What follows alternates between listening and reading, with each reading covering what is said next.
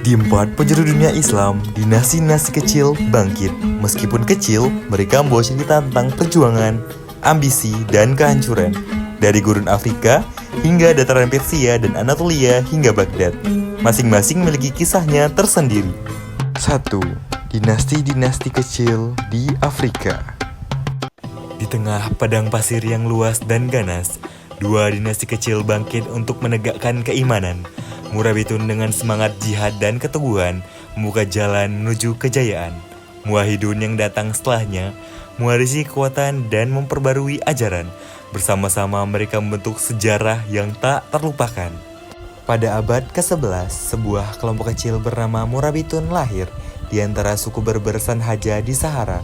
Dipimpin oleh seorang ulama, Abdullah bin Yasin. Mereka membawa ajaran Islam yang murni dan disiplin yang keras. Dengan disiplin militer dan semangat agama, Murabitun mulai menaklukkan wilayah. Mereka menaklukkan Sahara dan kemudian bergerak ke utara menuju kota-kota kaya di Maghribi.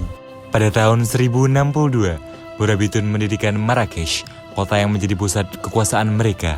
Di sana mereka membangun masjid-masjid megah dan memperkuat jalur perdagangan. Namun, kekuasaan Murabitun mulai melemah. Kemewahan dan ambisi politik membuat mereka kehilangan fokus terhadap tujuan awal mereka. Di tengah keruntuhan Murabitun, lahirlah gerakan baru dipimpin oleh seorang ulama bernama Ibnu Tumar. Muwahhidun menentang kekuasaan Murabitun dengan ajaran tauhid yang lebih murni.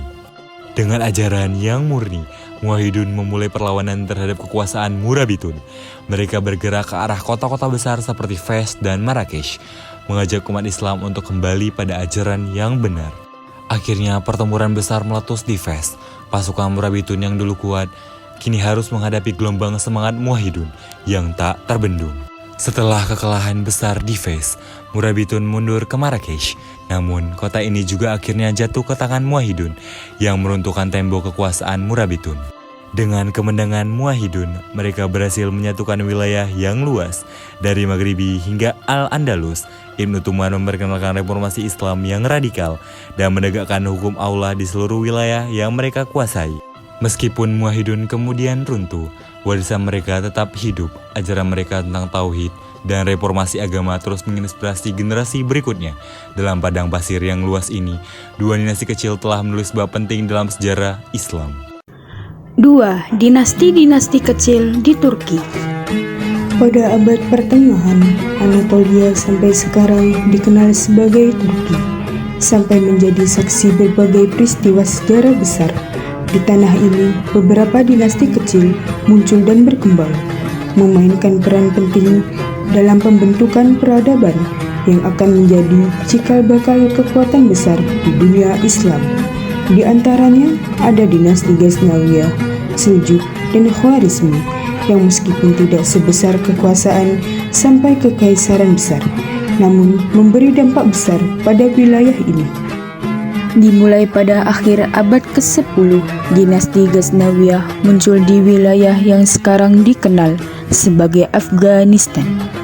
Pendiri dinasti ini, Mahmud dari Ghazni, terkenal karena keberaniannya dalam menduduki wilayah-wilayah di India. Ia juga dikenal sebagai pelindung seni dan budaya, mengubah Ghazni menjadi pusat kebudayaan yang besar. Mahmud dari Ghazni, seorang pemimpin yang cerdas dan ambisius, mengarahkan pasukannya dalam serangkaian ekspedisi militer besar ke India. Salah satu pencapaian terkenalnya adalah penaklukan kota-kota besar seperti Mathura dan Somnath. Namun, di balik serangan ini terdapat juga dampak budaya yang besar karena ia membawa banyak karya seni, sastra, dan pengetahuan ke wilayahnya. Namun, kejayaan Ghaznawiyah tidak bertahan lama. Pada abad ke-12, serangan dari pasukan Seljuk dan Mongol mengakhiri dominasi dinasti ini. Meskipun demikian, warisan budaya yang ditinggalkan tetap hidup dalam sejarah. Setelah kejatuhan Ghaznawiyah, kekuatan baru muncul di Timur Tengah. Dinasti Seljuk yang berasal dari kawasan stepa Asia Tengah mulai menguasai wilayah Persia dan Anatolia. Di bawah kepemimpinan Alp Arslan, Seljuk berhasil meraih kemenangan besar, seperti dalam pertempuran Manzikert yang membuka jalan bagi invasi lebih lanjut ke Anatolia. Pertempuran Manzikert pada tahun 1071 menjadi titik balik penting dalam sejarah. Di sini Alp Arslan memimpin pasukan Seljuk meraih kemenangan telak atas kekuatan Bizantium, membuka pintu bagi ekspansi Seljuk ke Anatolia, yang pada akhirnya akan menjadi pusat kekuasaan Turki. Konya, yang menjadi ibu kota Seljuk, berkembang menjadi pusat kebudayaan dan ilmiah. Para ilmuwan, penyair, dan filosof seperti Jalal ad-Din Rumi bermunculan di bawah kekuasaan Seljuk. Masjid-masjid dan madrasah-madrasah yang megah berdiri kokoh mencerminkan kemajuan zaman. Di wilayah yang lebih timur muncul dinasti Khwarizmi yang berpusat di kota Bukhara. Dinasti ini mencapai puncak kejayaannya pada abad ke-12, dipimpin oleh Shah Ala ad-Din Muhammad yang menguasai sebagian besar Persia dan Asia Tengah. Namun, kekuatan Khwarizmi tidak mampu bertahan menghadapi serangan Mongol. Genghis Khan dengan pasukannya yang tak terkalahkan menghancurkan kota-kota besar Khwarizmi, membawa kehancuran yang tak terbayangkan. Meski dinasti-dinasti ini telah runtuh, warisan mereka tetap hidup dalam budaya dan sejarah Turki. Dari arsitektur megah hingga ilmu pengetahuan dan seni, pengaruh mereka terasa hingga hari ini, sebagian bagian dari fondasi besar yang membentuk sejarah dunia Islam. Begitulah kisah tentang dinasti Ghaznawiyah, Seljuk, dan Khwarizmi, sampai 3 dinasti kecil yang meskipun tak terlahir sebagai penguasa besar, namun telah meninggalkan jejak mendalam yang terus-menerus. 3. Dinasti-dinasti kecil di Persia. Setelah kekuasaan kekhalifahan Abbasiyah mulai melemah, wilayah Persia menjadi ladang bagi lahirnya dinasti-dinasti kecil. Mereka muncul, menguasai, dan mencatatkan sejarah mereka sendiri di tengah perubahan zaman. Dinasti Tahiriyah berdiri pada tahun 821 Masehi, dipimpin oleh Tahir bin Husain, seorang panglima kepercayaan Abbasiyah. Meski setia kepada khalifah, Tahir mulai membangun otonomi di Khurasan, membuka jalan bagi kemerdekaan wilayah ini. Di bawah pemerintahan Tahiriyah, Nishapur berkembang sebagai pusat ekonomi dan budaya.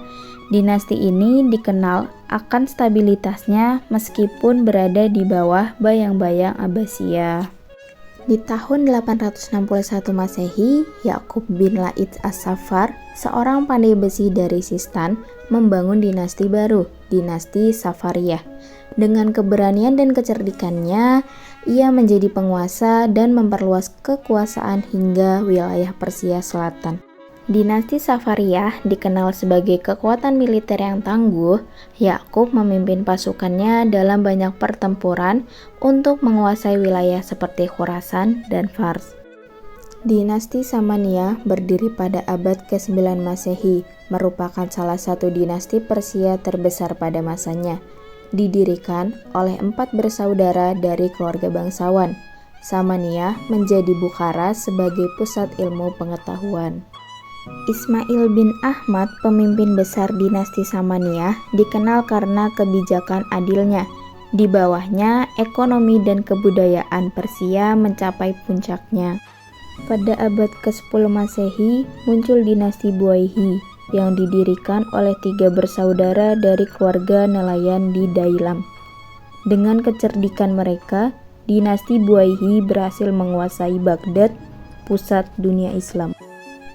Dinasti Buaihi menguasai Baghdad dan mengendalikan kekhalifahan Abbasiyah, meski khalifah tetap menjadi simbol kekuasaan sejati berada di tangan Buaihi.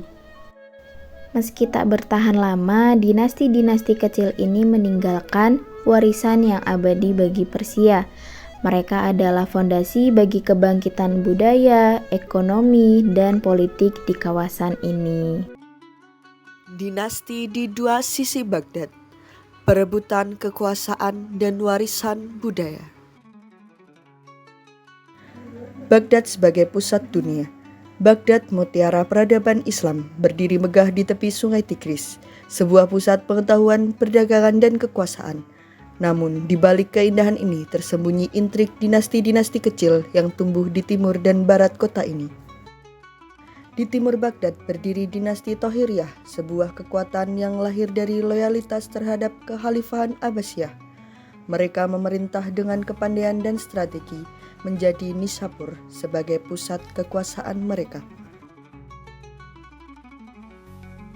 Tidak jauh dari Tohiriyah, dinasti Safarid muncul sebagai ancaman besar. Yaqub bin Al-Laith, seorang pandai besi yang menjadi panglima, menguasai timur dengan keberanian dan kekerasan. Di barat Baghdad, dinasti Hamdaniyah memegang kendali. Mereka dikenal tidak hanya sebagai pejuang, tetapi juga pelindung seni dan sastra.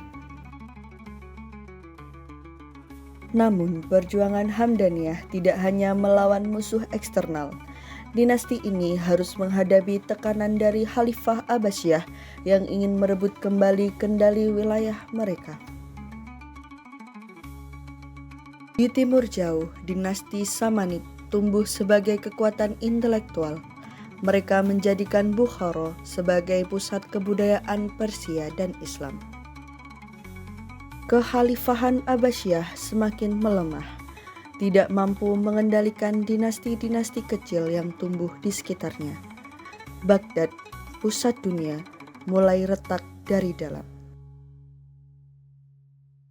Namun, di tengah konflik, lahir seni dan sastra yang abadi. Al-Mutanabi, penyair terbesar, menemukan perlindungan di istana Saif al-Daula, menciptakan karya yang dikenang hingga kini. Dinasti kecil satu persatu tumbang, tergantikan oleh kekuatan baru. Namun, jejak mereka tetap abadi dalam seni, budaya, dan sejarah dunia Islam. Baghdad tetap menjadi saksi bisu dari kebangkitan dan kejatuhan dinasti-dinasti kecil di sekitarnya. Timur dan baratnya menyimpan kisah perjuangan, seni, dan warisan budaya yang tak ternilai harganya. Surah Al-Imran ayat 103 yang artinya, berpegang teguhlah kamu semuanya pada tali agama Allah. Janganlah bercerai-berai dan ingatlah nikmat Allah kepadamu ketika kamu dahulu bermusuhan.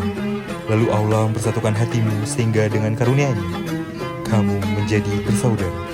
Ingatlah pula ketika itu kamu berada di tepi jurang neraka, lalu Allah menyelamatkan kamu dari sana. Demikianlah Allah menerangkan ayat-ayatnya kepadamu agar kamu mendapat petunjuk.